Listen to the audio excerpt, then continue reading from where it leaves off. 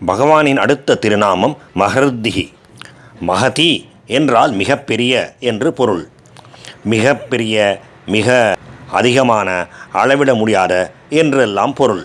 விபூதி என்றால் சிறப்பு, ஐஸ்வர்யம் முதலியவை. அப்படி மிகப்பெரிய அளவிலே, அளவிட முடியாத அளவிலே விபூதிகளை உடையவர் பகவான். அதனால் அவர் மஹர்தி. ஓம் மஹர்தயே நமக.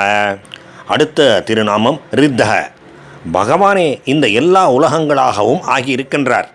எல்லா உலகங்களும் உயிர்களும் அவருடைய அங்கங்கள் ஆவர். எல்லா உலகங்களாகவும் அவரே பெருகுகின்றார். அதனால் அவர் ரித்தக. ஓம் ரித்தாய நமக. விருத்தாத்மா. விருத்த ஆத்மா, மிக மிக மூத்த, மிக மிக வயதான ஆத்மாவை உடையவர் என்பது இதன் பொருள். அதாவது அவர்தான் முதலிலே தோன்றியவர். படைப்பு என்று ஒன்று தோன்றும் பொழுது அதிலே முதலாக தோன்றியவர் அவர்தான். அவரிடமிருந்து தான் அனைத்தும் அனைவரும் வந்திருக்கின்றோம். ஆக இதனால் அவர் எவ்வளவு தொன்மை வாய்ந்தவர் என்பது விளங்குகின்றது. அப்படிப்பட்ட பழமையான புராதனமான ஆத்மா அவர். முன்னை பழம்பொருளுக்கும் முன்னை பழம்பொருள். அதனால் அவர் விருத்தாத்மா, விருத்த ஆத்மா என்கின்ற திருநாமத்தை பெறுகின்றார். ஓம் விருத்தாத்மனே நமக. அடுத்த திருநாமம் மகாக்ஷக. மகா அக்ஷக, பெரிய கண்களை உடையவர் என்பது இதன் பொருள்.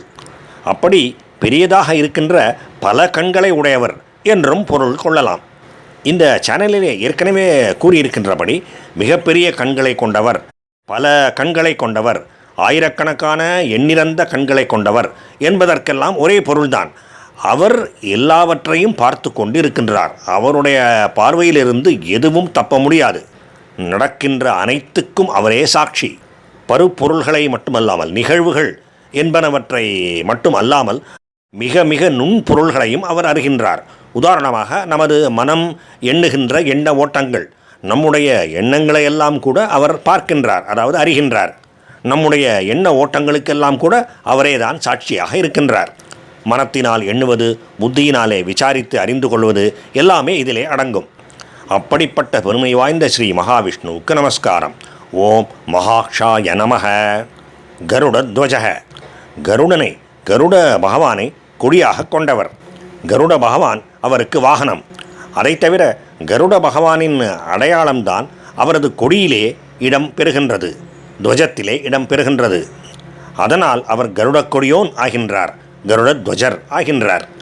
மிக்க வலிமையுடைய கருட பகவானின் சின்னத்தை தன்னுடைய கொடியிலே தாங்கி நிற்கின்ற ஸ்ரீ மகாவிஷ்ணுவுக்கு நமஸ்காரம். ஓம் கருடத்வஜாய நமக.